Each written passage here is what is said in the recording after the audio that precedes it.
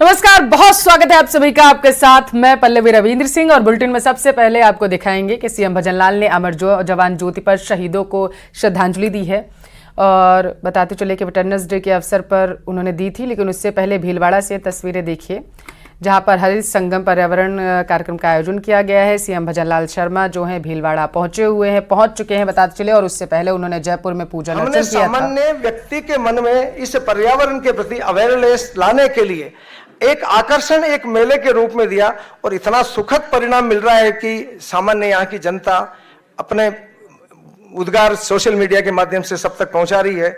मैं अपनी बात यहीं समाप्त करता हूं। धन्यवाद। जय भारत।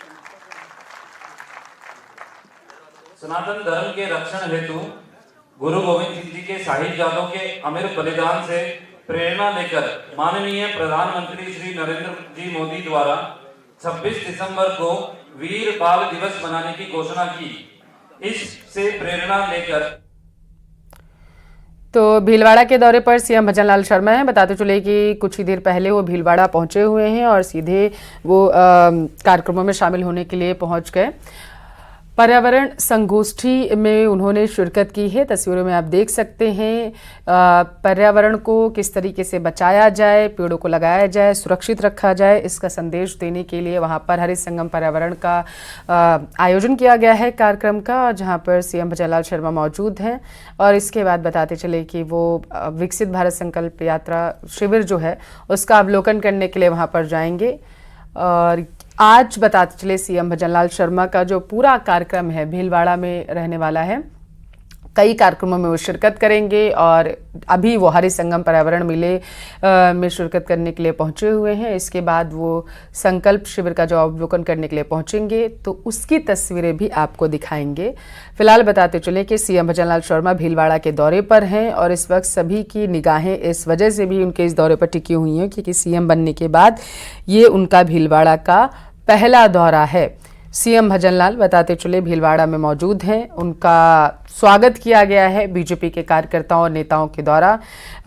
उनको पुष्पगुच्छ दिए गए, उनका स्वागत किया गया। और अब ये आप देखिए पर्यावरण को जिन्होंने संरक्षित किया है और पर्यावरण को बचाने के प्रयासों में लगातार जो लोग प्रयासरत लगे रहे हैं, उनको सम्मानित किया गया है सीएम भजनलाल शर्मा की तरफ से।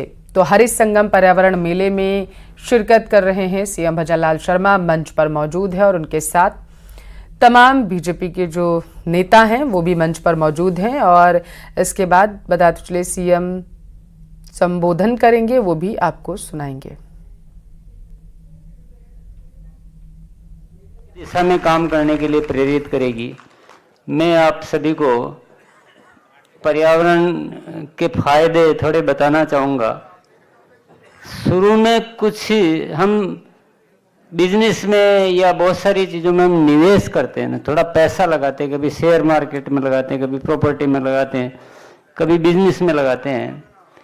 पर मैं आपको बताना चाहूँगा कि पेड़ों में पैसा लगाइए, उससे बढ़िया निवेश कोई भी नहीं है। सर्वश्रेष्ठ निवेश है वो। और उसके इतने ज़्यादा फायदे हैं जितने फायदे और किसी चीज़ के हो ही नहीं सकते। फायदे आप गिनना है ना।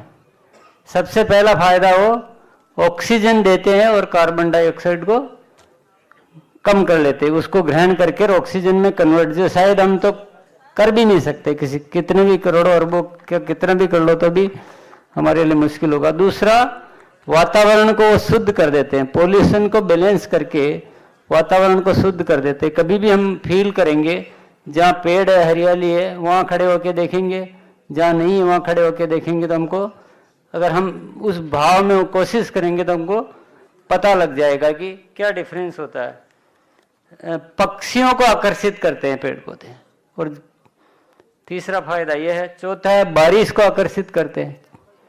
पांचवा फायदा है जल को संरक्षण। ये एक नेचुरल वाटर हार्वेस्टिंग है।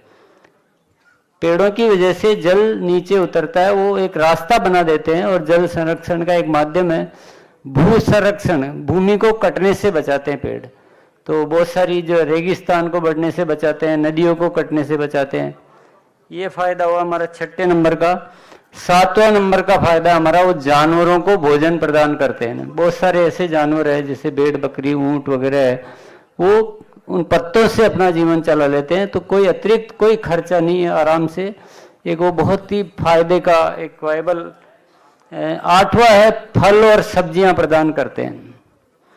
एक बार मान लो आपने घर में अमरूद का पेड़ लगा दिया, लगा क्या, कुछ लगा क्या, 10-20 रुपए 100 रुपए लग सकता है, लेकिन जीवन भर में जो अमरूद देगा उसकी लागत हिसाब लगा